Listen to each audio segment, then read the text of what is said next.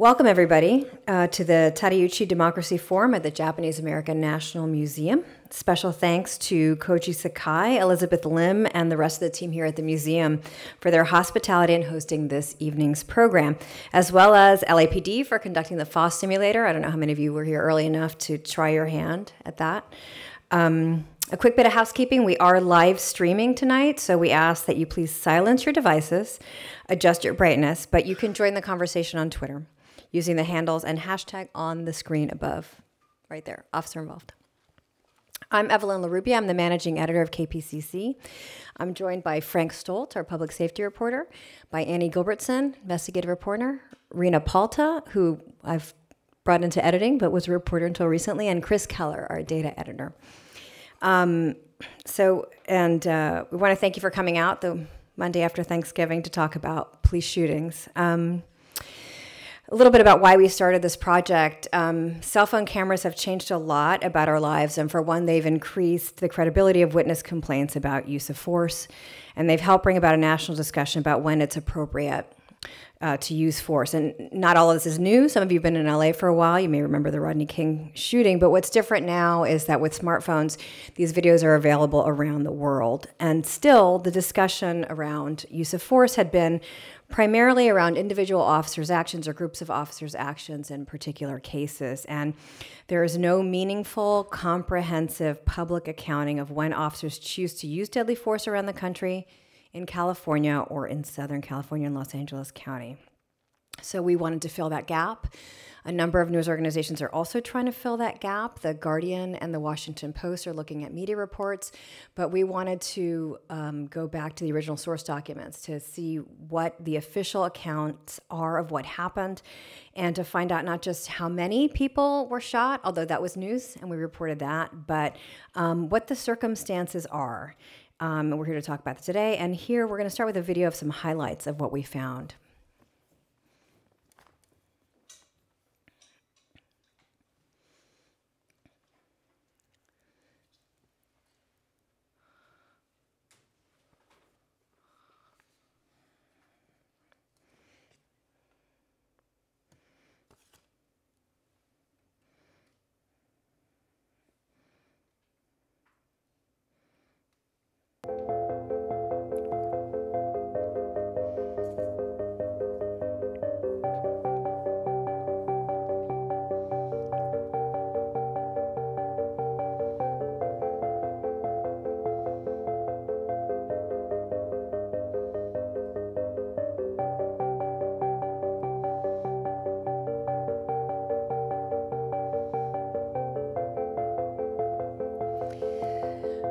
So officials will often say that each situation is unique and that shootings have to be judged by their own merits about whether a particular officer should have fired at a particular time. And while that's true, as you saw by some of the statistics that just flashed on the screen, there are patterns, and patterns are things that we should be looking at.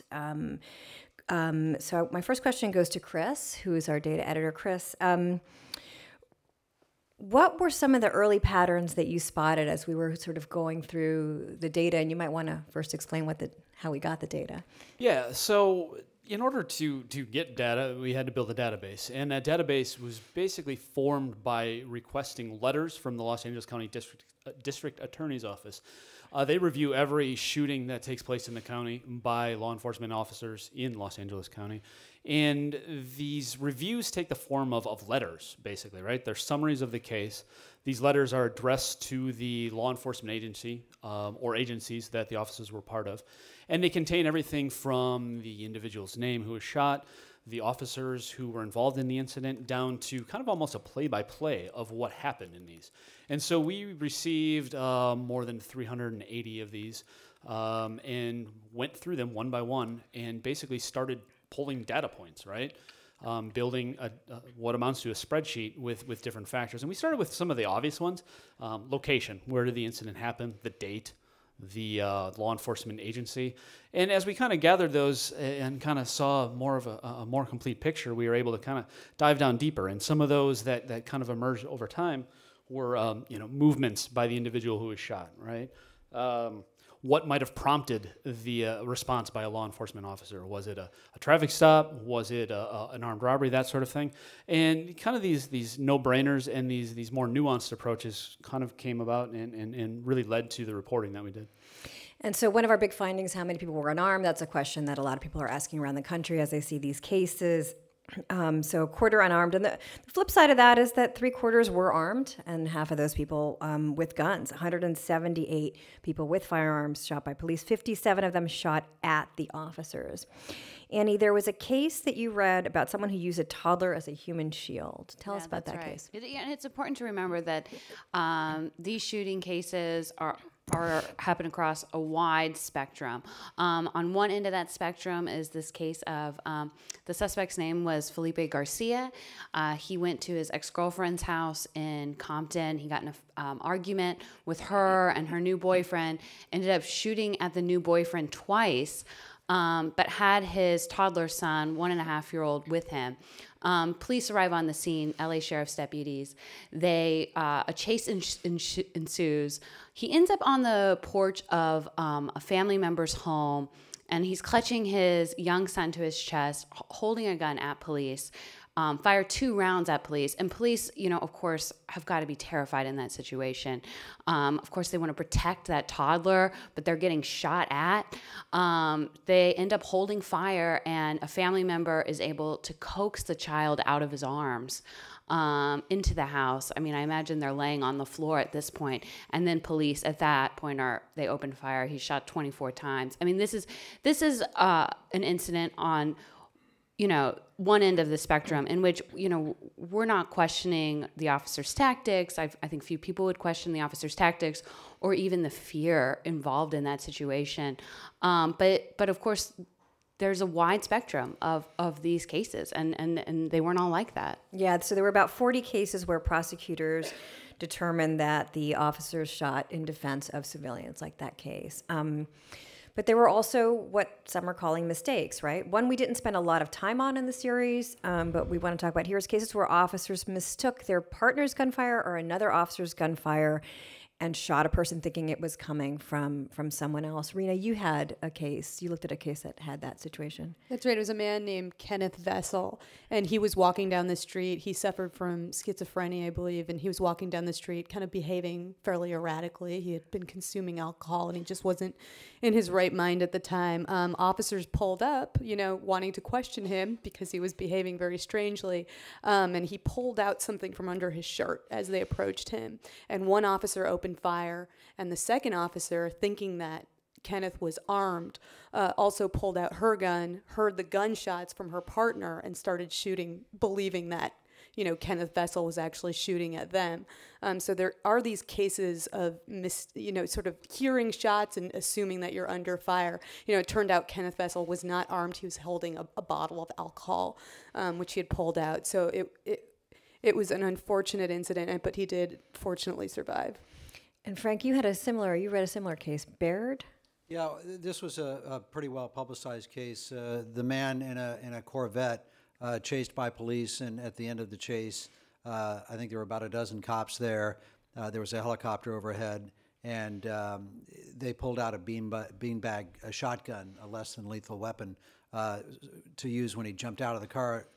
When the officer fired the beanbag weapon, the other officers thought that Baird was firing at them and opened fire. It ended up in a $5 million settlement with the city of Los Angeles, and some of the officers being found out of policy. They're still on the force, but they were found out of policy by the police commission.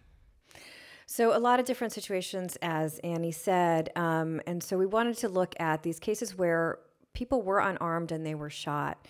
One in particular that got our attention, sort of the circumstances behind those, was there was a lot of language that was used to describe missing hands or going for waistbands. Chris, at what point did those start to emerge as a pattern? I go back to some of the previous reporting that we've done on some of the more, I dare I say, high-profile cases over the last year or so. But it was something that you'd see kind of pop up, right? And not only locally, but across the country. And so, I don't know, maybe at some point it got stuck in my craw. It's something to look into. And while maybe that exact phrase didn't appear, that was kind of the description that an officer was given in the investigative summary to describe what an individual's movements were. And we found about 40%, so 40% of 375 people shot were described as reaching for their waistband, reaching for their pants, pulling their pants up, that sort of thing. And 47 of those were unarmed, right? Right, Yeah. right. And I should say that 40% also includes couldn't see hands for one reason or another, right? Maybe they're in their pockets, behind them, that sort of thing. Yeah. So if you listened to any of the reporting on the radio, you might have heard of some of these, but we wanted to play you a little bit of one of those cases where someone was unarmed, their hands went missing, and they got shot, and it's the case of Michael Nida. Michael Nida had a big night planned. He and his wife, Neely, were going to Hollywood to celebrate his 32nd birthday. They weren't gone from the house, I swear. They weren't gone from the house in 15 minutes. Jean Thaxton, who raised Nida, was babysitting for the couple. It felt like they had just said goodbye when the phone rang. And I said, hello? And Neely's on the phone and she's saying, he's down on the ground. And I said, what do you mean he's down? What are you talking about? She says, Michael, they shot him. I said, who shot him? Downey Police. It was around 9:30 on October 22nd, 2011. A few weeks ago, family and friends gathered on a busy street to mark the anniversary of Nida's shooting. Was at the gas station here and he ran across the street. Downey Police were investigating an ATM robbery nearby and tried to question Nida, but he ran. Officer Stephen Gilly lost sight of Nida's hands. Gilly thought Nida was going for a gun and shot. Came down through the driveway there, came out and came down through here and stumbled here in the street right here and died. He was unarmed. As soon as she got the phone call, Thaxton rushed to his side. So they had him on a stretcher and they were using that bagging thing for him to breathe. She says she's still haunted by what she saw. I saw the wound right here in his chest. So, Annie, you reported that story. Why was Nida shot? What did the police think? Well, in talking to, I couldn't talk to those officers, right? They declined to comment. But in talking to many people who work in law enforcement for this story, it became clear that the type of call an officer gets heading into a situation can make all of the difference. And in this case, officers were looking for an armed robbery suspect. So they were looking for somebody who had a gun. And they saw Michael crossing the street. I mean, he was jaywalking. He was running to buy his wife a pack of cigarettes while she was gassing up the car. The officer detained him, questioned him about the robbery, and he bolted. And this, clearly must have raised suspicions of the officers involved in this case. And so they followed him. It was a foot pursuit.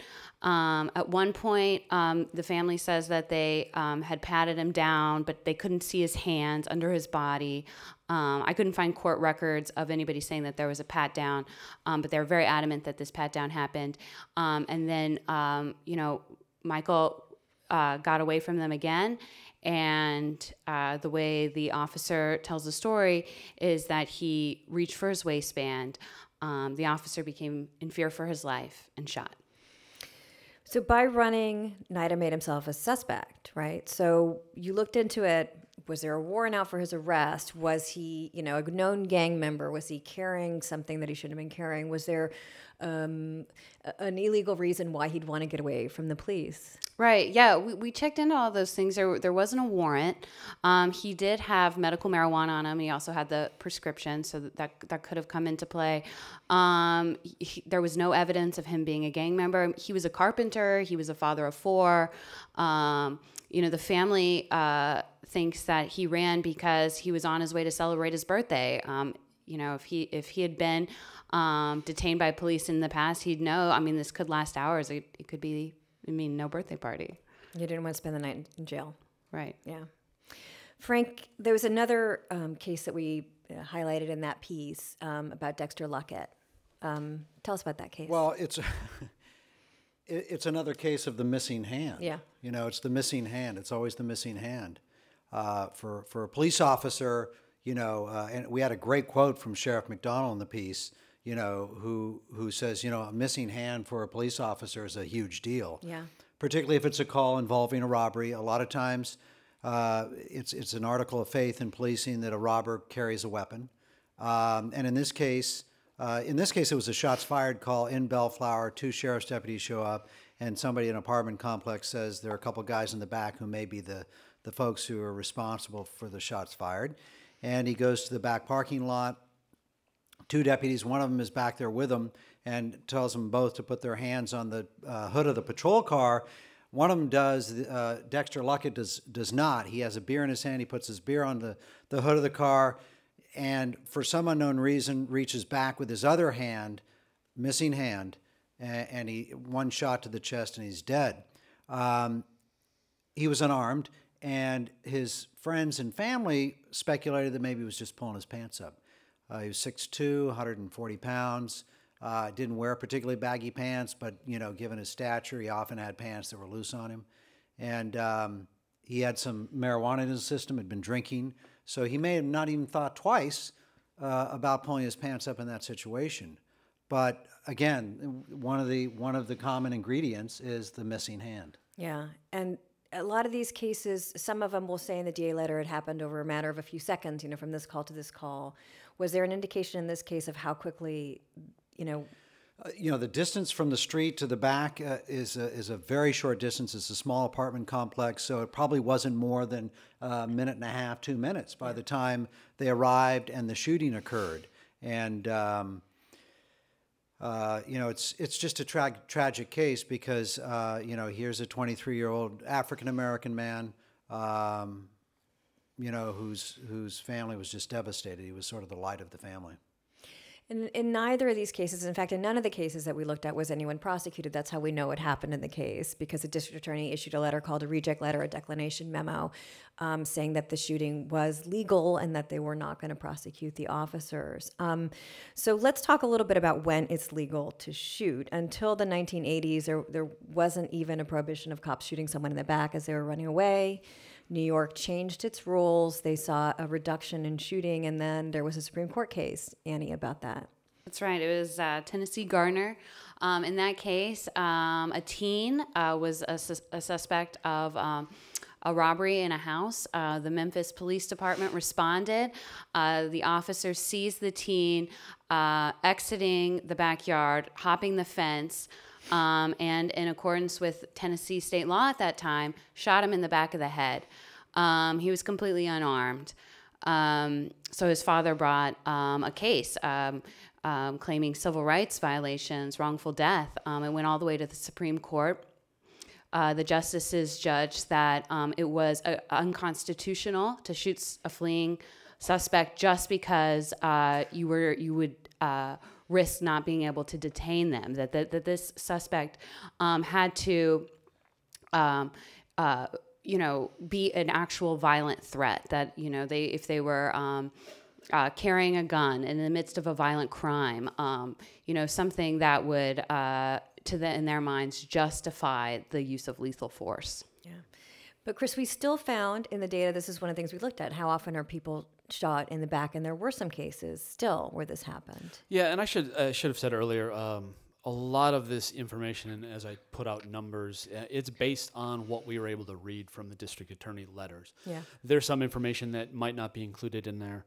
But based on fatal incidents, because we get medical examiner autopsy reports from that, we were able to find about 40 people had gunshot wounds to the back area. And Frank, you might be able to help me out with this a little bit more, as that number kind of requires more context. But as somebody's being shot, their body can be twisted, or they can move in certain ways, and it's really unclear whether or not that was the first shot. Yeah, we have to be careful because you hear shot in the back, and it's not necessary. It's a loaded phrase, right? I mean, we immediately think, geez, what?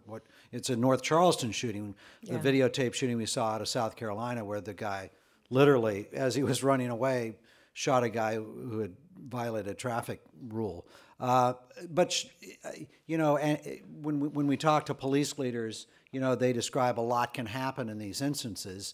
If somebody, is running and sort of pointing back with a gun, a bullet may enter the back. In other cases, as you mentioned, an initial bullet that hits, here may spin somebody around, and another bullet around goes in the back. But obviously, anytime somebody's shot in the back, it raises serious questions, and the DA at least says they look particularly close at those.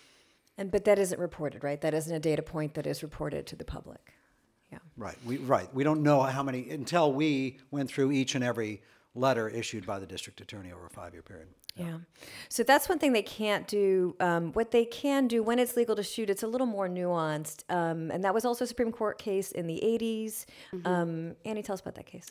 Graham versus Connor. You're going to see it virtually. It's the test in every single one of these shootings. And it's really become the test that's shown that every shooting in Los Angeles County for the last 15 years and many shootings across the nation are completely reasonable. And the case started with Graham, who was a diabetic. He quickly went into a convenience store, but this, perked up the suspicions of a cop nearby because he saw him go into the convenience store, exit the convenience store really quickly. The cops suspects that something nefarious had happened in the convenience store. He was a diabetic desperately in need of some sugar, right? So that's why he's rushing in and out, right? Yeah, he was for orange juice. Yeah. And so he stops him and he detains him for a certain amount of time. He sustained some injuries, and he brings a case to the Supreme Court, and he says, this is completely unreasonable that you would detain me just because I went quickly into a convenience store. There are your rights, your constitutional rights protect against unreasonable detentions by officials of the government. And so he brought a case, and the court took this as an opportunity to kind of lay out instructions for, not only other judges, but prosecutors, anybody within the legal system. And it's really come down to influencing how officers are trained when they're rookie police of when it's reasonable to shoot. And basically what they said is you have to look at it. You can't look at it from hindsight, right. That you have to look at the officer's sort of perception in that moment. And if that officer was indeed in fear for his life, his perception in that moment, then it is a reasonable shooting. What would a reasonable officer do, right? It's the reasonable officer standard. So this is a case that's nothing to do with police shootings. Yeah, actually, it's just about a detention. Created the law of the land on police shootings. So within that definition of reasonable fear, are missing hands enough? You guys reported on this, and you got kind of different points of view on that, Frank, right? Commander Cush? Right. The standard is what would a reasonable officer do in similar circumstances who had similar training. Interestingly, the Supreme Court said, it can't be viewed with 20/20 hindsight, and that you need to take into consideration that officers make split-second decisions. And so, if you are in a situation in the back of an apartment building on a shots-fired call, and one of the suspects' hands go missing, and it might be dimly lit, in this case it actually was, would a reasonable officer have shot Dexter Luckett? Yeah.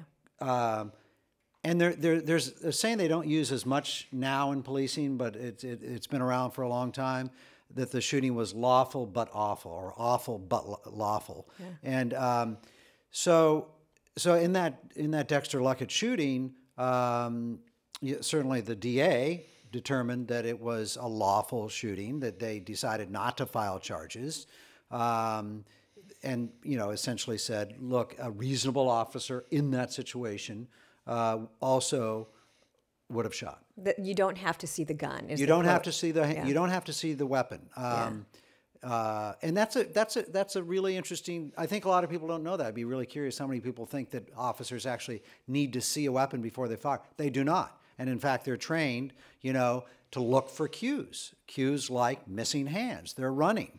There may be a bulge in their pocket, or they're kind of constantly checking, an area around their waistband which they're told is often an indication that they're making sure that the gun is secure or the knife is secure. And those are very specific, but sort of missing hands alone, some criminologists push back on whether that's enough, right? Yeah, we talked to William Terrell. He's a criminologist at Michigan State University. He actually comes from the background of military police. So he was a military police officer. And in the military, you cannot shoot someone until you see a weapon. You have to see a weapon.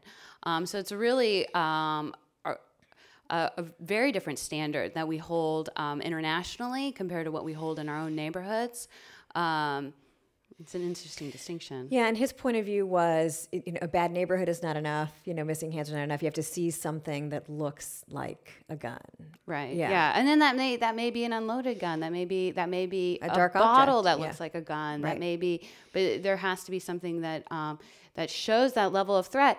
And it's really hard to say if of course, you can't say if what the justices foresaw when they made the ruling on Graham versus Connor, the wide latitude it would give in terms of seeing police shootings as reasonable. I mean, and it's really not been tested because prosecutors simply just do not bring cases against police. Yeah. And Rena, another thing that he said that he felt police officers overstress rationality. What did he mean by that? Well, his argument is really that police are generally very rational people. They're very, they come from a law-abiding background. They're people who weigh the consequences of their actions and decisions, and they therefore expect others to behave similarly. Yeah. So when they, run up to a suspect and point their gun and say, "Put your hands up," they expect that person's going to put their hands up. And what they're not taking into account is not everyone is really weighing the consequences of their decision. Not everyone's thinking, if I don't put my hands up, I might get shot. And in fact, a lot of folks that they interact with are either under the influence of alcohol or drugs, or in a lot of cases are in the throes of a mental health crisis. So we actually looked into this a bit with the data, and there were 279 people who were shot by police where there was a mention of them not following commands. And 120 of those folks were either under the influence of alcohol or drugs, or there was a mention of them being mentally ill. Yeah. In fact, 41 people shot by officers in LA County during the time showed signs of mental illness, and that was something that you focused on. Let's hear the top of one of those stories about Jasmine Ng. January 4th, 2012 started normally enough for Jasmine Ng. Her sister Nancy says it was a regular Wednesday. So that morning she had came to my room and said she was going out job hunting. Jasmine was small but athletic, a former high school tennis star. After college, she worked in sports retail, but her schizophrenia got in the way. She felt that people were plotting to get her in trouble. That was a constant symptom of her illness. That morning, Jasmine put on a sweater and sweatshirt and headed out by foot into Rosemead. I received like a phone call from her around noon or something saying that she was at the library. That was normal, Nancy says, to check in like that. The siblings are tight-knit. As children, they lived separated from their parents in a Khmer Rouge labor camp until coming to the U.S. as refugees. When Jasmine started showing signs of schizophrenia, the family closed in around her, protecting her from her pervasive fear. That's probably what the most ironic thing is. It's her fear that we as a family constantly work to assure her that she won't be harmed. What Nancy didn't know is that Jasmine was carrying around a small hammer. She'd become paranoid someone was trying to hurt her. And that day, instead of going home, she walked into the lobby of the Asian Pacific Family Center. And she said, "I want to see my therapist." Robert Finnerty is Nancy Ng's attorney. He says Jasmine was sitting in the lobby for hours, but clinic staff couldn't get her to talk to them or give up the hammer. The Institute thought that they were helping her when they called the sheriff's department. We have a low-level threat emergency situation. That's Dr. Glenn Masuda, the clinic's director, talking to dispatchers at the local sheriff's station. He explains Jasmine's suffering from psychosis, but she isn't acting violently. Waiting in the main lobby, very calmly with a ball-peen hammer in her lap. You don't want it to escalate at this point. The lobby was evacuated except for Jasmine. According to an investigation by the LA District Attorney, 4 deputies arrived. One pulled out a taser, another his gun, and they walked into the lobby. Rena, this case was pretty deeply scrutinized. There were reports on it by a couple different watchdogs. And what did they say about that last bit that we heard, about the officer's decisions to pull a taser and a gun before they even talked or before they even came in the room? Right. Well, officers are generally taught that there's a force continuum that they should follow that starts with their mere presence. Sometimes their mere presence in a scene is enough to diffuse it. And then, if that's not working, they escalate to verbal commands. Then there's force used with your hands, just no weapons, empty-handed force. And then you can progress to non-lethal weapons like tasers or mace, that kind of thing. And then there's, at the far end of that continuum, is lethal force. And generally, officers are taught to, use the least force necessary to handle a situation, and you're supposed to follow this continuum. Does that happen in every situation where there's, maybe a threat to their lives going in? Not necessarily. So it's kind of up to the officers to determine that and determine what the right way to go forward is. In this case, I think there's a lot of folks who wonder, why did they walk in with a taser ready and a gun ready, both of which they ended up using. Yeah. And Jasmine Ng was shot and killed. And certainly even the departmental's internal review panel did not find fault with the actual shooting itself, but did find fault with the officer's tactics in the lead up to the shooting. Yeah. In fact, there was some strong language about their failure to balance their right to shoot with this reverence for human life. And they meant Jasmine's. Right. They mentioned in this report that there were 4 deputies. They were dealing with a woman who was, even as the clinic director reported to dispatch, a small person. She was under 4 feet, I believe, under 5 feet. Under 5 feet. Yeah. She was small. She wasn't acting violently, at least when he called. And so were they balancing, what they could have done with the reverence for the life that they were about to take? Yeah, and one of the deputies who shot Vance, the deputy who shot his gun, he was a 16-year veteran of the department. That's right. And a training officer. Right. Yeah. And he wasn't a training officer for long after the shooting. He was removed as a training officer. He was taken off patrol for 2 years. He was suspended for a bit, as was the officer who used the taser. But he kept his job. They all kept their jobs, and they were not prosecuted. What was the settlement in that case? It was $1.85 million that the county settled to pay out. Yeah. Yeah. Chris, continuum of force, that was another thing that we looked at. Do officers do that a lot in these shootings? Yeah, this is one of those circumstances that we kind of went back through the reports to kind of suss out if you could kind of get an order in which officers kind of used force. And if you assume that all of them used that presence that Rena mentioned first, or verbalizing, issuing commands as their first, showing of force.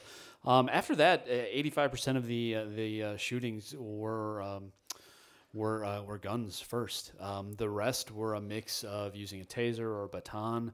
One memorable case out of Bellflower in 2013. If there was a textbook example of using force and escalating through one, it started with physical restraint and went to a taser and a baton. I think there was a flashlight involved in there. Yeah. Before the service weapon was finally used, but and those were 2 female cops, right? 2 female cops, and an individual who had stolen keys from I think it was Woodruff group home, and tried locking himself inside and locking the attendant out. So going back to the Jasmine Ng case was an example of someone in a mental health crisis. We talked about mental illness. These are some of the most difficult cases. And among those, there were 17 people who were shot by police in LA County in the 5-year period after someone called for help because they were a danger to themselves. District Attorney Jackie Lacey said in an interview with you, Rena, it's a catch-22. Who else can you call but 911? Rena, who else can you call? Well, there are some options. The LA County as well as Orange County both have mental health crisis teams that you can call that are run by the mental health departments in those counties, and they are clinicians who can be dispatched if you want your relative to be evaluated for a 5150 hold, which is basically an involuntary hold, to take them into a hospital and evaluate them and get them medicine. But these teams are small. There's very few of them, and they try to respond to all calls within the day, but that's not always possible. And then, there are certain situations where they can't respond. If someone's armed, if someone is dangerous, if some form of force does need to be used, that happens quite a bit. Even psychiatric hospitals will call in police when they can't handle someone and they need them to, get their hands on them.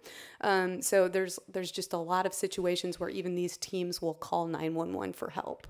Kamisha Davidson was one of those cases. Now, she didn't have a weapon when her mom first called for help, right?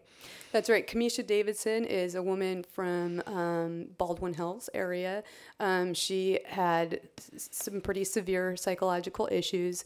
She'd been in the hospital before. She was living at home with her mom, and her mom called because she wanted a 5150 hold on Kamisha, and 2 LAPD police officers showed up instead of this mental health crisis team. We don't know why, but 2 LAPD officers did show up to handle the situation. To their credit, they knew that this was kind of beyond their scope. They weren't sure what to do, so they called LAPD's mental evaluation unit for help. This is a unit that's kind of designed to come in and help in situations where people are experiencing mental health issues. They didn't respond, so in the meantime, these guys are waiting around. Kamisha Davidson had been in her bed. She starts walking out the door. They tell her to stop. Some kind of altercation ensues, and she ends up getting shot. That mental evaluation unit, it's highly thought of. It's a sort of a model for around the country, but it helps in a lot of situations where someone is maybe sort of wandering around and needs help, but not in these, quickly evolving violent situations, right? That's right. Just looking at their resources first off, they've gotten, last I checked, about a month ago, they'd gotten 13,000 calls already this year, and there's not that many units. They're trying to double their units right now, but even the units they do have do not respond when there's a rapidly evolving situation. They don't respond when somebody's armed and dangerous. They don't respond until the situation is under control. They're called secondary responders, and they basically come in when the situation has been diffused and provide linkage to services in the community, mental health services that this person can follow up on. And so that's why the big conversation now is how do you train those first responders, the officers that come onto the scene, to realize what they're dealing with and to give time and distance, right? Absolutely. There's more and more movement. District Attorney Jackie Lacey wants every single officer in LA County trained in at least 2 days of how to deal with these situations where someone is in mental health crisis. LAPD and the LA Sheriff's Department are moving towards a week of training for all officers in these kinds of situations, and I think the goal is twofold. First of all, it's to identify when somebody's behavior might be indicative of them being in mental health crisis as opposed to them being criminal. Someone behaving erratically is not necessarily a robber. They might be, experiencing something else. And the second part of that is how do you diffuse these situations without escalating to force? Yeah. So training starts really early. Police officers are accepted to a cadet school, right? And they go through the academy. And so one of the things that we want to look at, Frank, is sort of how are they trained in the beginning to deal with shootings, right? And you and Annie went to the academy and... We did. We went to the Ed Davis training facility in Granada Hills and observed. Yeah, and this is one of the things. If you were listening a couple weeks ago, you might have heard this on the radio. But we want to play you just a couple minutes of that. At the LAPD's training academy, fresh-faced recruits step in front of a giant TV screen. It's a force option simulator, a sort of video game that presents them with scenarios where they have to decide what to do. You stop a vehicle that has no license plates. You make a right-side approach. Oh, hi, officer. It seems like a pretty standard car stop. The nice-looking woman smiles broadly as she leans over to look for her car registration inside the glove compartment. It's in here somewhere. Here. Over and over, recruits are presented with armed suspects. It gets their adrenaline flowing. And we talk about controlling your fear, because everybody's afraid. And if they say they're not afraid, then they're lying. Training Sergeant Bobby Riggs teaches recruits to get over that fear and pull the trigger when necessary. That's because for most recruits, it doesn't feel natural to shoot another human being. But hesitation, she says, can be deadly. We don't want our officers to get shot at first. You don't have to wait to get shot at before you can use deadly force, because we'd have a lot of dead officers. In fact, under the law, police don't need to wait to see a gun before they shoot someone. They need reasonable belief someone is armed and about to attack. I see you inside the vehicle! Let me see your hand! Stop what you're reaching for! At the academy, recruits test out their training with live-action scenarios on what looks like a Hollywood set. There's an apartment, a bank, and a bar called The Shootist. They're told to look for clues of a weapon. It starts with the call. Did someone report gunfire? Then, are there bulges in the suspect's pockets? Do they keep touching part of their clothing as if to check on something concealed? Hold hands up! This young trainee has his gun pointed at an officer playing a suspected car burglar. Hey, it's all right. It's all right. Drop what's in your hand, sir. I just need to get this. Drop what's in your hand. Can you place that on the floor for me, please? What's happening? A failure to follow commands, hidden hands, and a furtive movement means it may be time to use deadly force. Were you surprised to sort of see officers having to train these 20-year-olds to shoot? Yeah, these are young folks. I mean, well, young compared to me. Early to mid-20s, some in their late 20s, men and women. And I mean, imagine going to the academy and learning. I mean, one of the things officers describe as sort of a real challenge in how you approach the job is when you go out and you suit up and you get on the street. On the one hand, 99% of the people will never use violence against them. It's just problem solving throughout the day. But there's that 1%, so they have to be ready and willing to use deadly force at any minute. Yeah. And that's drilled into them. And so, they're constantly aware of this. And so to, on the one hand, go through the day with the cat in the tree call, but also be ready for, this situation, which actually, for most cops never comes along. Right. Did we already mention the statistic? We did Very not. few people, very few police officers will ever fire their weapon at anyone. 25,000 officers in LA it was- County, fewer than 700. Ever fired their weapon Fired at their weapon anyone. in the 5 so, years, yeah. So it doesn't come along very often, but at the academy, they're put through these scenarios, as you heard, over and over again, presented with armed suspects, and it's drilled into them.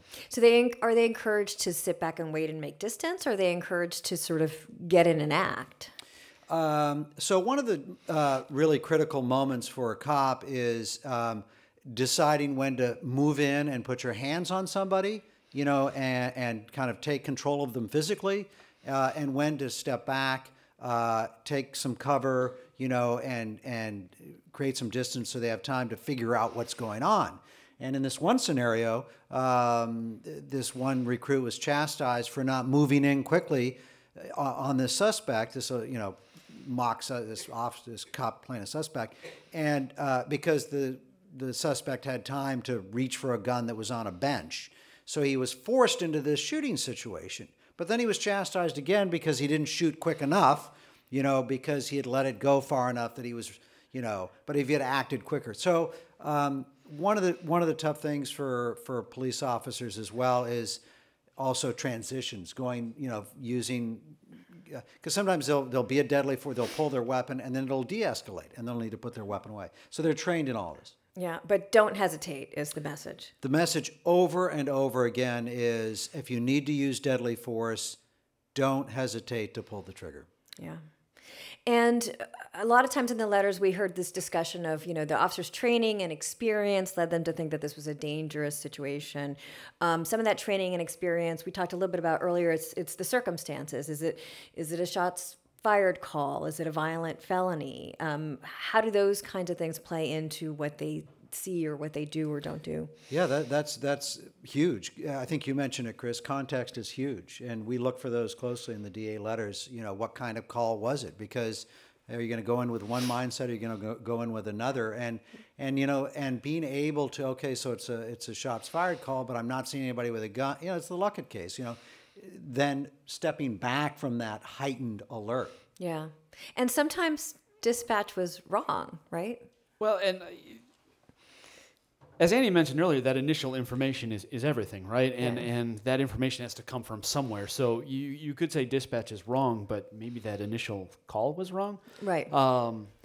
And yeah, I guess in Pasadena, the Pasadena case is the one I was called going to example. in, said guy with a gun, and they made up the guy with the gun. The guy didn't have a gun. They just wanted the cops to come fast. Later, yeah, he wanted the police to arrive, and you know, it's so many of these cases are just they're heartbreaking. They are, and I for one, you know, couldn't imagine being placed in this situation. I'm sure you guys feel the same way. You know, and the other one that made headlines earlier this year is out of Gardena in 2013, where 2 individuals were shot, one fatal.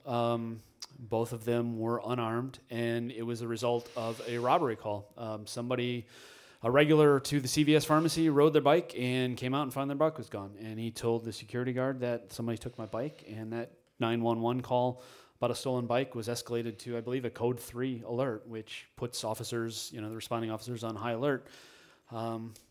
It's all these factors that kind of heighten an officer's awareness of the situation and can cause things to happen quickly. And then they ran into his friends with some bikes and presumed the wrong thing. It's dark out. It's late at night. Yeah. The individuals were a little intoxicated, and yeah.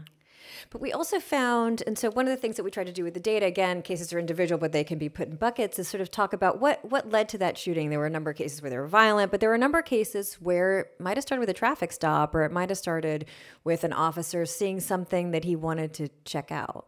Yeah, and we found about a quarter of the individuals shot. The incident followed kind of those two patterns, right? We called it inquisitive officer or a traffic stop, right? So an inquisitive officer is, you know, in one case, an individual was riding their bicycle on the sidewalk late at night and didn't have a light on, and you know the circumstances around, you know, made the officer interested in in what was going on and stop the individual. Others, they were, you know, rightly justified in stopping the individual. There was one case that sticks out, and the date's going to escape me, but there was a series of robberies in an area, and they saw somebody walking past a store, you know, and rightly stopped them and found that the individual was armed and was up to no good, breaking into places. Traffic stops could be something as simple as a U-turn, running a stop sign, running a stoplight, that sort of thing. About a quarter of the cases were either a inquisitive officer or a traffic violation. The other, you know, big ones were 29% were a felony call, right? So dispatch them to an armed robbery, individual with a gun, that sort of thing. Yeah. Weapon implied was second largest with 17%. Right. And that goes to frank shots fired. Yeah, there's a wide variety of kinds of cases, and that's why we sort of try to put them in these buckets. But there are also policy discussions that are brought up when some departments act in one way and some another. Any shooting at someone who's in a car, who's coming at you in a car. Yeah. So some departments do not allow for you to shoot at a car if that is the only weapon, right? So you've probably seen this in a couple recent cases, but basically the LAPD does not allow for an officer to shoot into a car if the car is the only perceived weapons. Other departments have a different policy that they believe cars can be dangerous, and officers will say that the vehicle was approaching them, they feared for their lives, they shot. But it brings up the question of, was this person trying to flee the scene? In which case, that you can't shoot a suspect just because they're fleeing. You have to have that presence of a deadly threat, and there seems to be disagreement within the policing community of what that looks like. So that feels like a area of policy that people should probably. Yeah, and then the other one, I mean, Chris was just mentioning how many a quarter of shootings came out of traffic stops. Oftentimes this is a traffic stop that escalates into a chase. Yep. This is another policy that we looked at very closely when we were examining these shootings, because in some departments you do not chase for low-level traffic stop. This was something that the NYPD did decades ago, that their chief, Bratton, you remember him coming to LAPD, he said, you can't pursue cars just because, they ran a stop sign. It has to be an actual high-level threat, the potential threat of violence or putting other people in danger, that would, allow for a police chase to occur just because they can become dangerous. Right, because they're dangerous themselves, shooting someone in a car when they're driving the car, and then suddenly there's no one driving the car that's still coming at you. If I could, traffic alone was 13%. Sorry. My precision brain kicked in right there. Thank you. Data. Another thing that has been sort of part of the national discussion is race, and none of these DA letters indicate the race of either the officers or the suspect. So, Chris, you went the extra mile to find out about that. Well, yeah, and my colleague Aaron Mendelson did the bulk of this work. Because the DA summary letters do not contain demographic information, age, race, ethnicity, and that sort of thing, we were really only able to delve into fatal shootings, and we were able to get age and demographic, ethnicity, racial information from the medical examiner's office for those. And we found that black people were fatally shot at about triple the rate of their percentage of the population. So what does that mean? About 24% of those who were fatally shot were black people, and African Americans make up about 8% of the population in Los Angeles County. And for other people of other races, it's at about the percentage of their population. So shot at about their percentage in the population. And if I remember right, Asians were shot at much less, right? Yeah, fewer numbers. So, Chris, were black people any more likely to be armed than people of other races? I think what we found was no. Right. And in fact, just in terms of those arrested, it was about the same percent, right? Over the 5-year period we looked at, African Americans accounted for about 24% of those arrested. So that was, Frank, as you were putting together the story on race and you started talking to officers, that's what the first thing that they brought up was, well, the arrest rates are higher, about 24%, as Chris pointed out, of those arrested are black. Yeah, I mean, this is generally the response of law enforcement, that African Americans have a more frequent interaction with police, and that if you look at the rate of shootings compared to the arrest rate, then they're getting shot at about, fatally shot at about the same rate as other races. The response from activists is, there's over-policing and overly aggressive policing in African-American communities.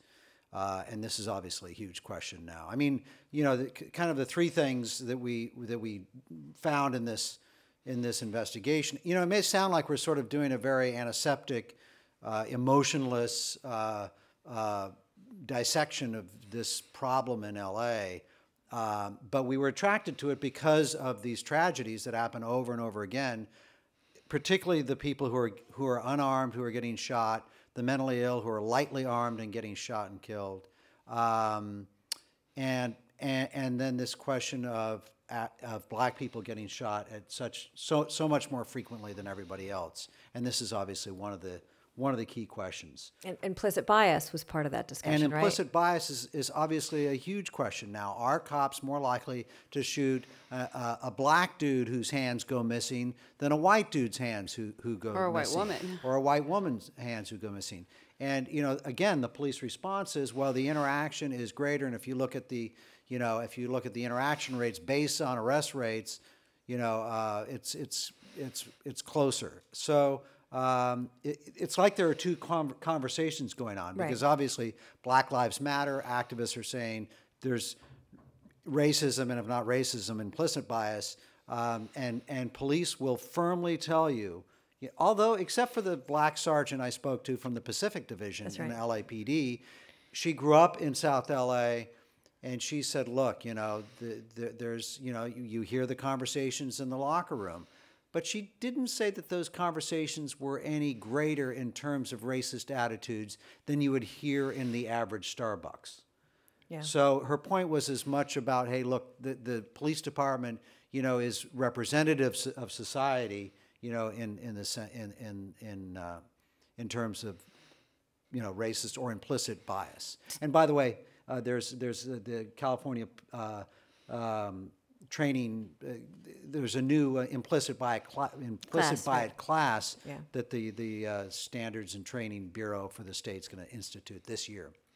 So it's obviously a problem, but there's also sort of a divide as we talk about police shootings. There's a divide between sort of what we're seeing and how the community's reacting, and some of the conversations among police officers, some of the comments on our sites by police officers. They feel under attack. Yeah, I mean, you know, the cops you talk to will say, hey, we are under attack like we've never been under attack before, and not just verbal criticism, but assaults, even though statistics are showing that assaults are not on the rise against cops, that they're about the same. Last year there was a tick up, so they'll compare it to last year, but the 5-year average is about the same. So, but their feeling, their sense is, hey, we are under not just verbal attack but physical attack. And then the other thing they always say is, look, if the guy had complied, right? You know, which. Well, it goes back to Rena's point. Yeah, you know, that's the pretty overstressing tough, rationality. You know, if the guy complied, I wouldn't have shot him. There's also discussion of this Ferguson effect, right? Or even after the police commission here at LAPD decided that some of the officers in the Ezell Ford case didn't act properly, there was some discussion about, well, you know, maybe we're going to stop policing as aggressively if we should, if this is how the community feels about us. Yeah, and they said that out. They said that out and out in Baltimore, right? That the murder rate went up because hey, if you know, we need to be more careful. Okay, we're not going to police as aggressively. And we should note, I mean, I think Rena said, I mean, there are steps toward de-escalation. LAPD did some de-escalation training, plans more. Again, with the idea being, when possible, create some distance, take cover to give you an extra second to figure out what's going on. But you found that was a tough sell. It's a tough sell. The one cop that I interviewed after, well, what happened was they showed this video at this one training I was at, and there was this extraordinary restraint shown by this officer in Ohio. He was a Iraq War veteran who was an officer, and he'd seen everything, of course, and this guy's chasing at him saying, I'm going to kill you, or kill me, and he's chasing. And the guy's backing up, and the officer actually falls at one point and still doesn't shoot the guy as he's over him, and the guy suddenly surrenders. And there were 200 cops in the room, and every one of them's just about everyone just shaking their head, saying, yeah. And afterwards, I interviewed him, a couple of them, and one of them said, yeah, I probably would have shot the guy, even though he knew that the guy ended up surrendering. Yeah, he said, I would have shot that guy probably. So, because for them, the risk is too great. Right. So the part of the question here is, are they over-perceiving, are they perceiving more risk than there really is, greater danger than there really is out there? And when the Supreme Court case says a reasonable officer has to have felt, you know, if a reasonable officer would have felt that fear too, then it's justified. How do you calibrate that if that's the whole community? The entire community of officers are feeling that way. Over and over, of course, you know, officers are assaulted every year, although no officer was killed during this 5-year period that we looked at. On duty.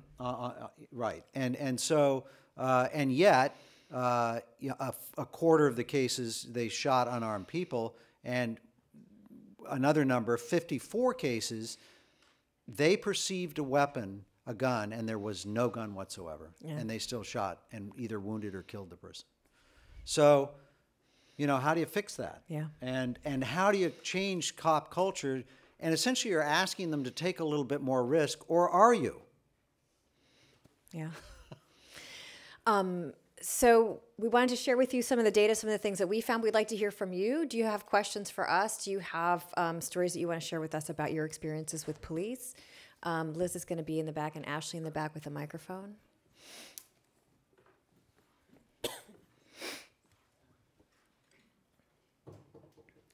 I was curious. Instead of shooting lethally, why don't you aim for arms or legs? We'll answer that after this one. We'll do that one next. How much of the data that you got was composed of hearsay, whereas, for example, what just happened in Chicago, we had video evidence that indeed the guy wasn't lunging at the cop, but in fact walking away from the cop. So how much of the data that you collected was based on just what other cops were saying, and did you perhaps overly depend on the veracity of that cop's account? Most of the data is based on what the cop told investigators had happened. They do the investigation process is lengthy. And a team of investigators come out. There's people from the district attorney's office. There's homicide detectives, often from the sheriff's department. Often it's a different department than the smaller department if they're the ones that shot. Internal affairs investigators, these are the people that oversee whether or not an officer should be disciplined or if he was out of policy. I mean, it is a huge rollout of people that are coming to investigate this. And they're looking, general homicide techniques. They're going to be looking at ballistics tests. They secure the crime scene. And then part of that includes interviewing witnesses. From the DA letters that we read, most of the narrative is coming from the cops' account of what happened that night. They will include other witnesses and will sometimes note when the witnesses' accounts differ from what the officer's account is. But very rarely will we see a discussion of physical evidence in those DA letters. So as you point out, they're often mostly based on an officer's account. In fact, and even the watchdog reports, everything is based on what those homicide detectives, their interviews with witnesses, their interviews with the officers. There isn't a separate team of people outside of the police department that conduct interviews. Yeah, that's right. And as you said at the top, the video is going to change a lot.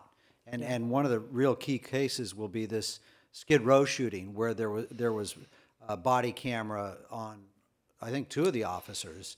And so prosecutors will consider that as they consider. So the prosecutor, Jackie Lacey, I think, told you, Rena, right? That video is going to change, could potentially change how many officers get charged and how many officers may get fired. Yeah, good question. There was a question in the back about why don't they shoot for the arms? Why don't they shoot for the legs? Frank? That's simple to answer. A lot of cops are not very good shots. So they're taught to aim for the biggest part of the body, which is because if you've come to that point where you've decided I need to use deadly force against this guy, I need to stop him, then you're aiming for the biggest portion.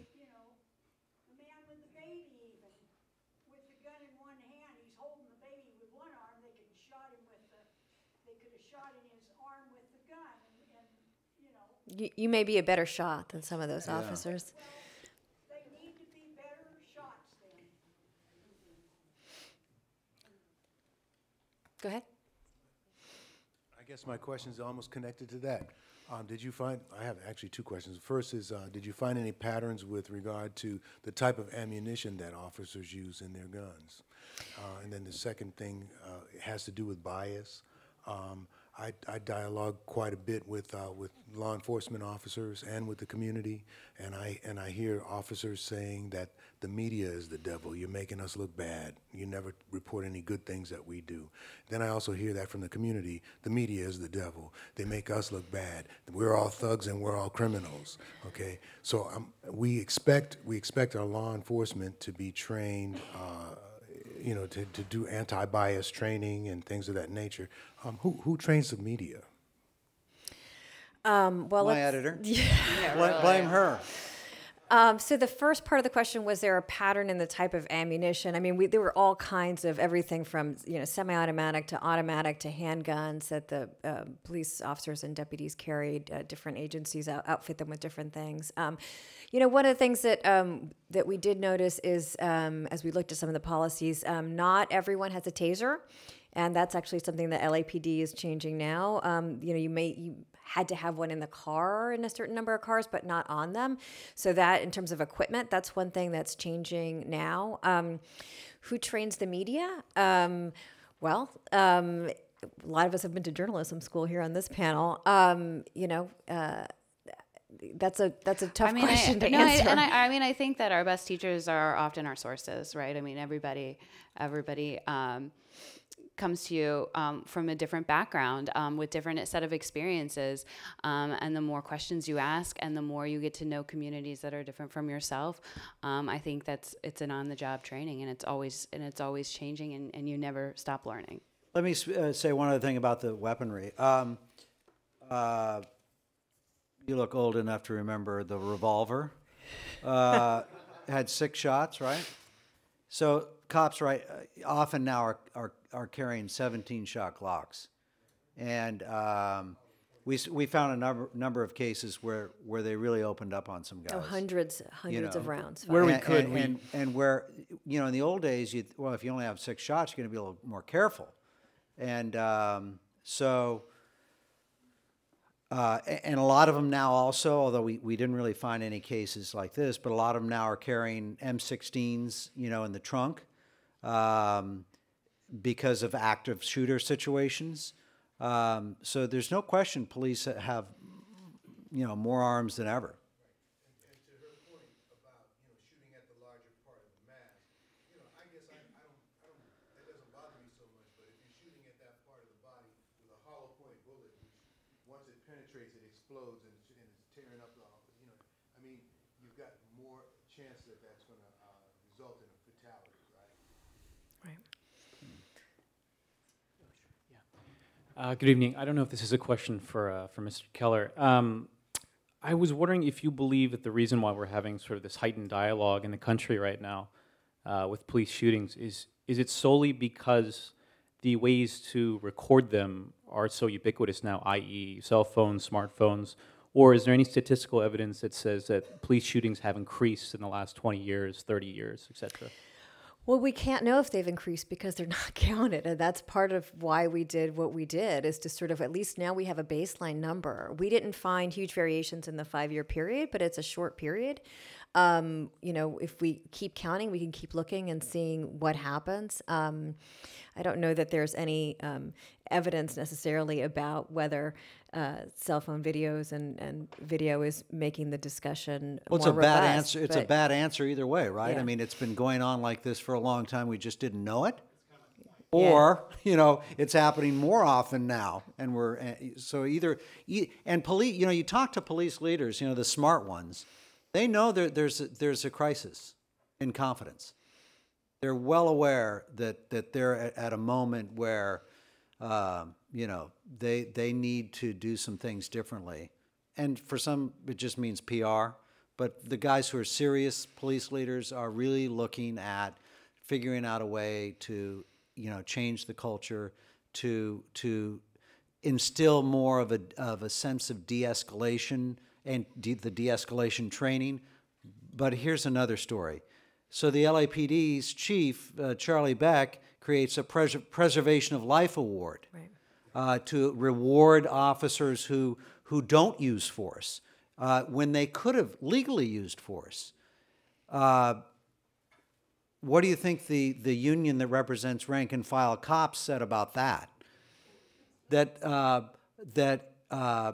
it would endanger cops' lives because, in their view, somehow the cop, when he's faced with a guy with a gun, is going to get himself shot so he can win the award, instead of shoot the guy. So they denounced the Preservation of Life Award as dangerous to policing. I just say what people say. I don't tell you. I mean, you can think of it what you want to think of it. Maybe they're right. My question is kind of a follow-up to the last one, and that is there was a mention here of the statistics that the DA held, and you were able to get, or that the DA did not keep demographic information, especially for those that survived, and so you were able to compile your demographics going through the coroner's office. My question is, with this heightened awareness, is the DA intending to keep demographic information for shootings, whether they are surviving or whether people are killed by the police? I'll pass that one to Annie after I kind of answer your first part and then address that, because you've talked to folks about possible policy changes. But I think one of the driving forces behind this project was, as these incidents would happen, we do some reporting on them. As you know, this one happened on Tuesday over in North Hollywood, and this one happened over in Santa Monica. But we couldn't really get a full picture of what was happening, right? Because data is not required to be kept. It's not required necessarily to forward on to the FBI. So we figured we'd kind of try and take it on ourselves. I can only hope that the heightened awareness leads to changes in tracking this sort of information. Not just the fatal, but all shootings. And like I said, I'll pass to Annie for any feedback that she's received. Well, it's an idea that the state legislature of California would agree with, because they just passed a law that would require them to, would require police agencies, not the DA, but police agencies to collect all demographic information involving officer-involved shootings, and count the officer-involved shootings themselves, which before this was not being counted. So they're going to have to turn in their first set of data at the end of 2016, I believe. We'll be able to, at that point, make in-state comparisons for officer-involved shootings. And it's a smaller data set than what we looked at. They're not asking the wide variety of questions, but they're also asking, was the person unarmed? That's another big question. That'll go into the state data set. And we'll be able to make in-state comparisons, but you know, nationally, there's still no way to make comparisons. I mean, policing in this country is completely decentralized. You know, people don't, or agencies don't even participate in submitting all their crime statistics to the national data set, much less when their officers are involved in shootings. Which was a surprise to us when we first started looking into this, that there was no data set, seeing as, you know, in this digital age, our government seems to be counting just about everything, you know, from test scores to income to, I mean, you name it, there's a count for it. So that's changing in this state. I think we'd be remiss if we didn't point out that the Sheriff's Department in Los Angeles County is working on making information about what they call hit shootings, right? So where somebody was hit by a bullet, non-hit shootings where a service weapon was discharged, and then animal shootings, making some of that information available, demographic information about those hit. And then the Los Angeles Police Commission in the last month or so has kind of put out a call that we're going to try and start making this stuff available on a wider scale. There's a lot of stuff happening now, but one thing, you know, if you don't know about LA County, is that it is a collection of little municipalities and a county government, and so it's a patchwork of little governments, and so each agency collects things differently, reports things differently. Our going to the DA was sort of a journalism cheat, because we were trying to figure out who sees them all. In a county that's this decentralized, who sees them all? And it just occurred to us one day, well, the DA sees them all, so why don't we look at what they have? But they don't put these letters out publicly. This isn't like they put them up on their website so you can see what the shootings are. They're simply fulfilling their obligation to sort of roll out on a shooting and make sure that it was legal. And they send these letters, as Chris said, to the head of that agency to say, we're not going to charge your officer in this case, and here's why, and here's what we think happened. We just figured it was the one place where we could get them all and we could get the information on everything. The letters weren't really meant for the purpose that we're using them for.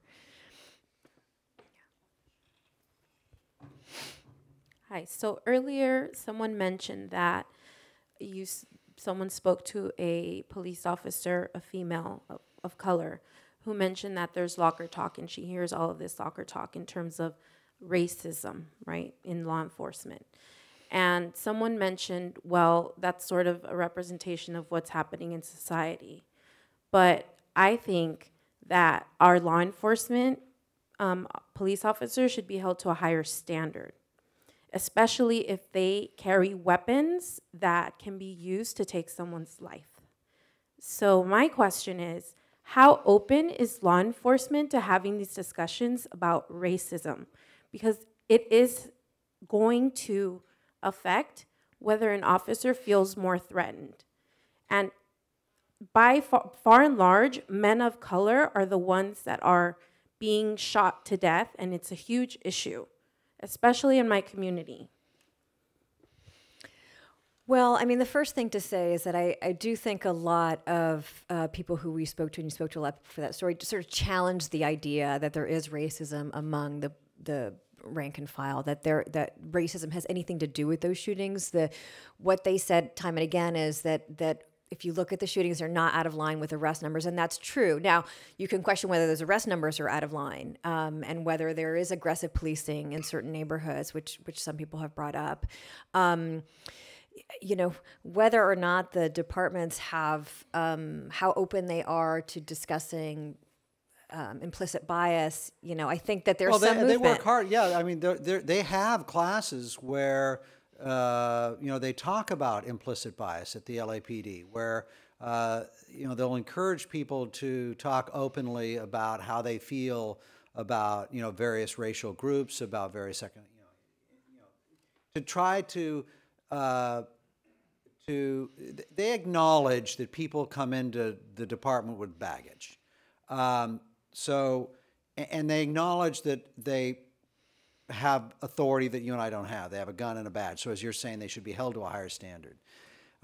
So police leaders will tell you that they're working on this and have been working on it for a number of years.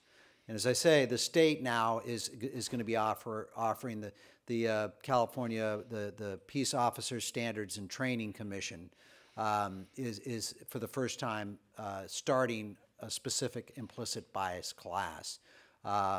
So they're aware of it. They're working on it, according to police leaders. But you know, you know, you talk to cops. I mean, people who talk to cops. You know, if they're in a neighborhood and they're arresting black dudes over and over again.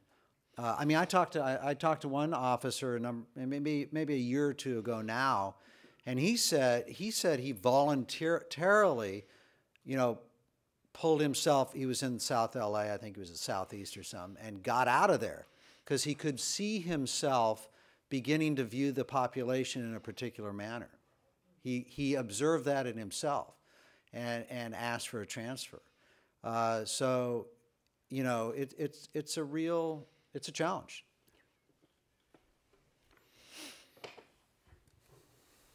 I just wanted to say thank you for all the work you all did in getting these numbers out.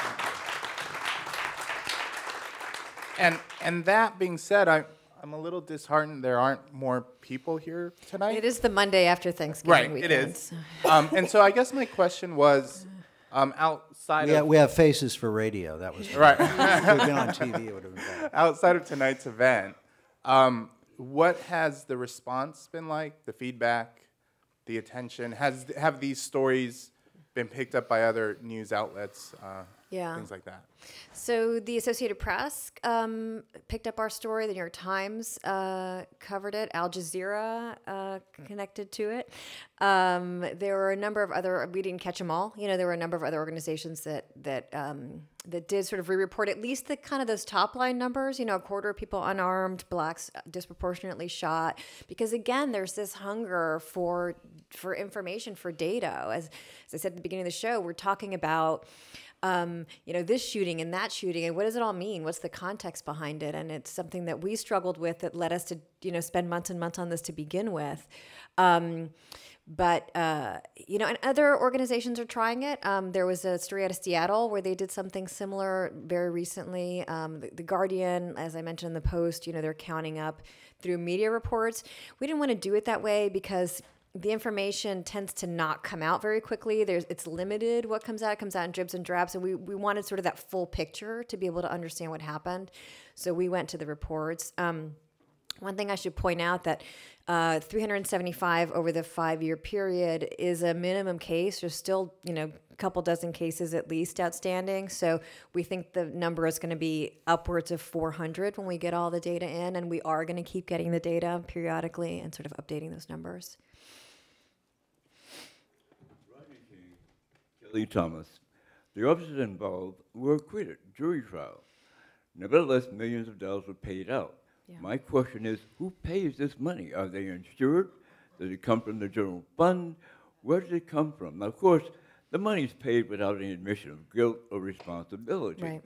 But nevertheless, when we see these things, we're told not to believe our lying eyes because the jury says it never happened.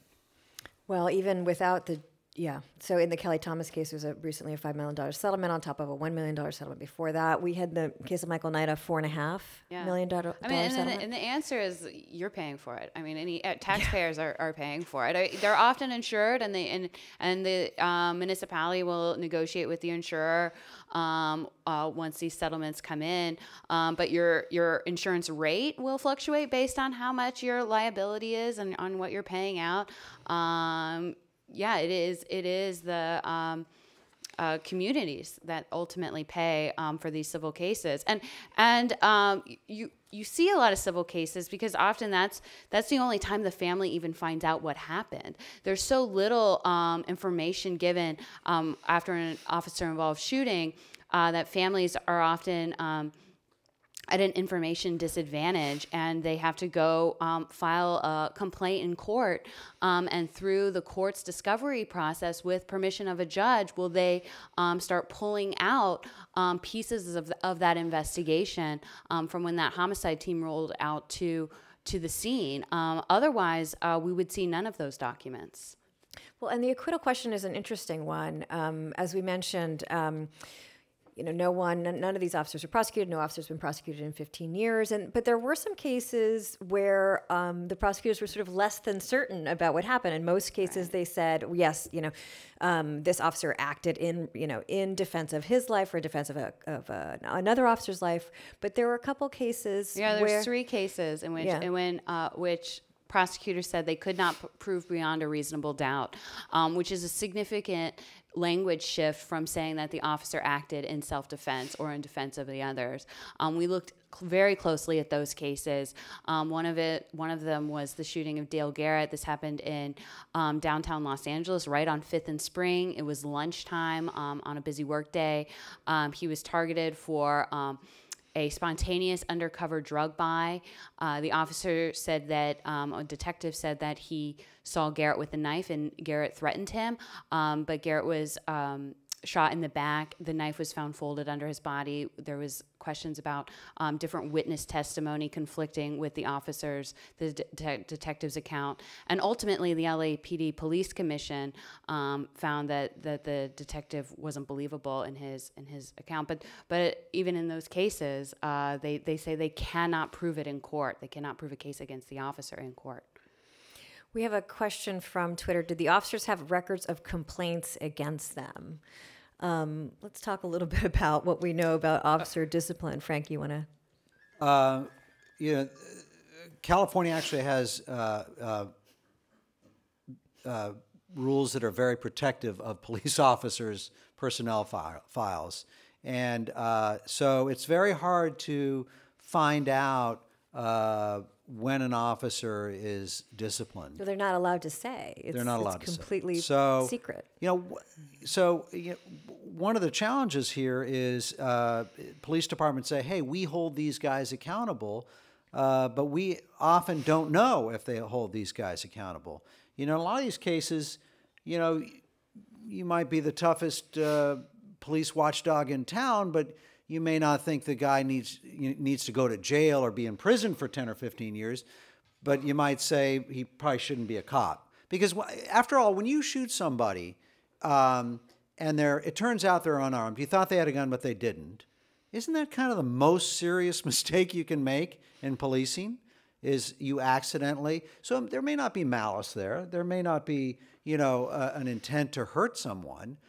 But, a lot of folks would say, hey, maybe you shouldn't be carrying a gun and a badge around anymore.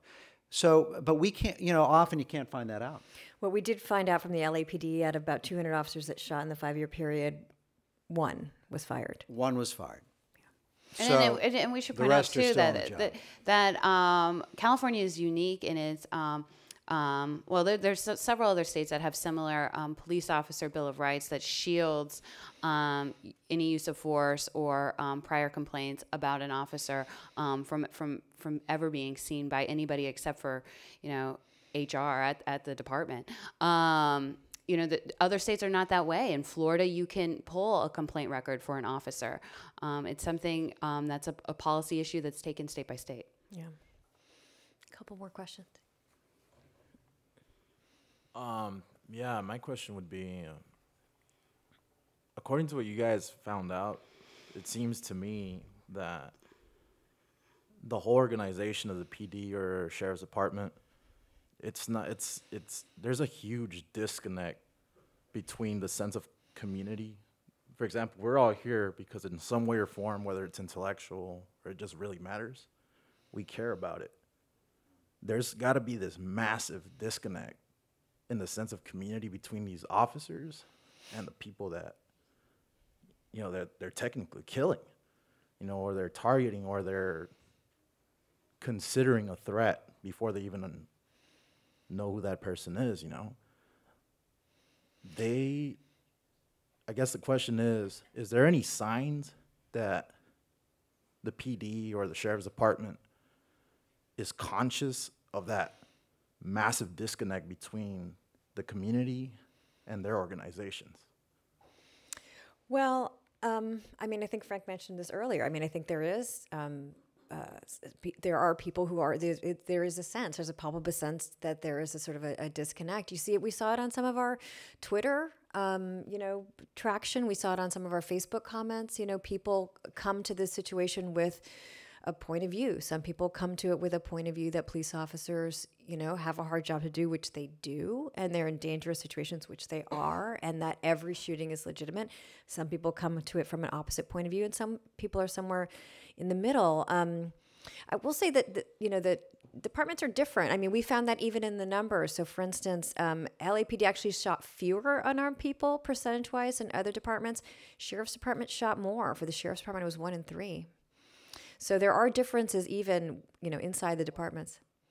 1 in 3 people shot by Sheriff's Department in the 5-year period was unarmed. Yeah, something's going on at the Sheriff's Department, which that's one of our next stories. We'll tell you about it soon. I would just point out, too, that, a lot of officers go through their entire career without ever pulling their gun. Right. So I think that's important to remember, too. This is a very small proportion of officers who actually do shoot. And we highlighted some of the, the really heroic shootings, too. We talked about some of those earlier. Yeah.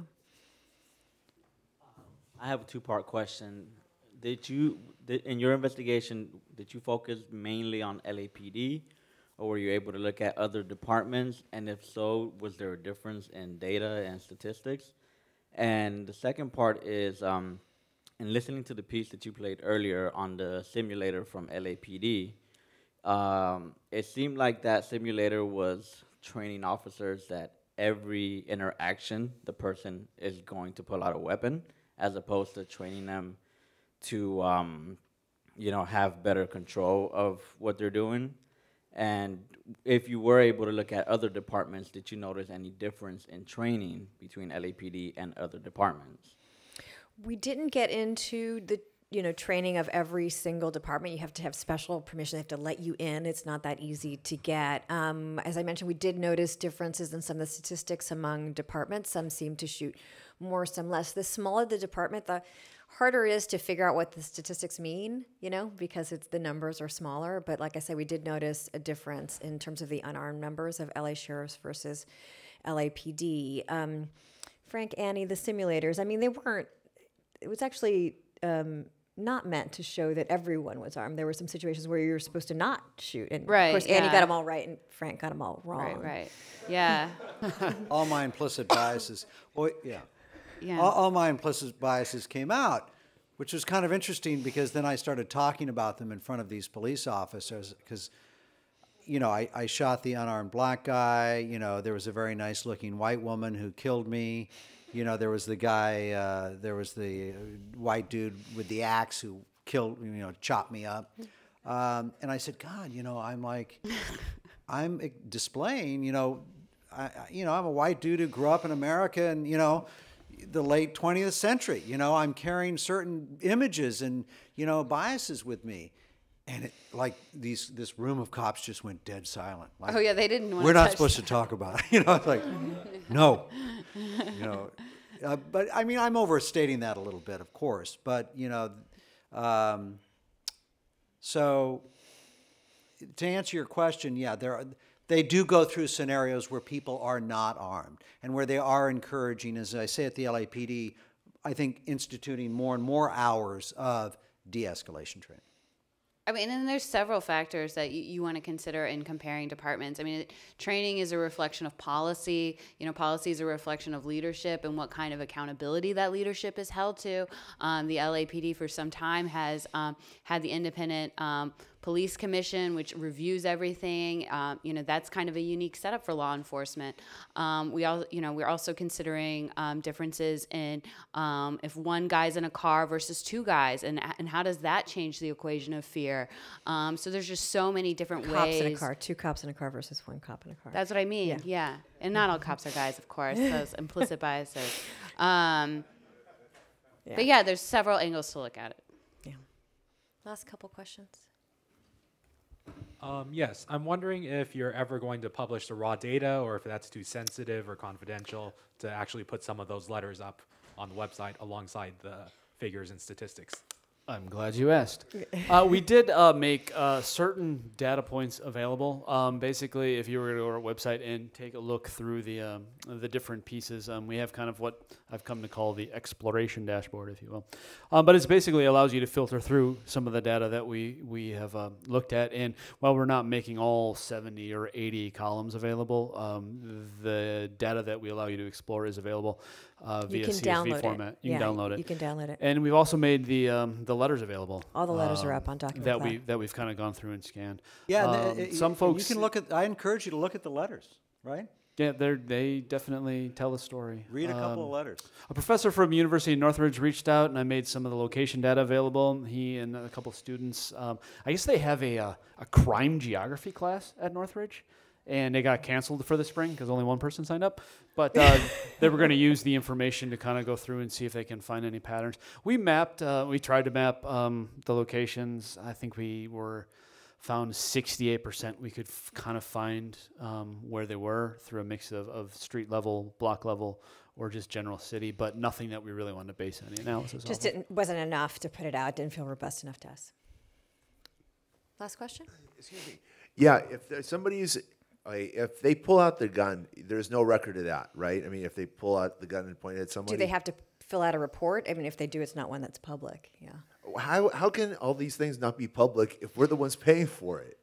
It just blows my mind. Like, I mean, when the Downey Police Department, when the Downey Police Department was said that there's no comment on the shooting that they did with that guy that the first one that you showed up, and then they said no comment, no comment. I mean, we pay for them to do a job, and we can't ask them questions, and we can't look at their personnel records. You know, I heard an attorney for a police officer in court once saying that hey, it's a personnel record, and it's just that, it's a personal record, and we don't want to disclose it, which makes no sense to me because a personnel record is not a personal record; it's a personnel record on their performance. You know, I mean, and then when you hear something about like the guns, the bullets that they use, were the hollow point bullets. I mean, they want to kill us. I mean, they want to kill people. I mean, they don't want to. I mean, once it hits you and it explodes and it dies, these bullets we can't even get ourselves. And the UN made them illegal for them to use for wars, and they're buying them and they're using them against our citizenship. I mean, our citizenry, which we pay for. I don't understand this, and I really compliment you guys for doing all this stuff and asking, I mean, and looking into this. And the reason I think that's happening is because there is cell phones and there is a lot of video now, and it's become ubiquitous. But I mean, what can we do instead of just talking about it? I mean, can you stop having them having hollow point bullets? I mean, they're having 18 rounds, and I heard from the sheriff's department that if you're going to shoot one bullet, you're supposed to empty out your gun. I mean, if you're going to empty out that's not how they're trained, not yet. actually. I mean, they I just want to push back just a little bit. I mean, I've talked to enough cops. I don't think there are a lot of good cops out there. And I think one of the things we tried to do, and I think you said at the outset, Evelyn, is, we want to challenge everybody's thinking. That's right. We want to challenge people's thinking who just says, oh, they're racist cops and they're all out to kill us. And we want to challenge the cops who say, hey, look, every shooting is good. Because this is a really tough issue. And we didn't necessarily find an Eric Garner in here or a North Charleston in here. There are a lot of cases that raised a lot of questions about whether they ever should have shot in this database. And so, maybe we were too nuanced in our reporting, but we sought to be nuanced. That's and right. we sought to challenge, this is it's a difficult question because we're talking about changing police culture, and that's not an easy thing to do. We wanted people to have the information that, as you say, they don't have, to begin to ask these questions of their public officials, of the people who represent them in government, to start pushing for, when do you think police should pull the trigger? Like, that's the conversation that we should be having, that we're hoping this data helps people have.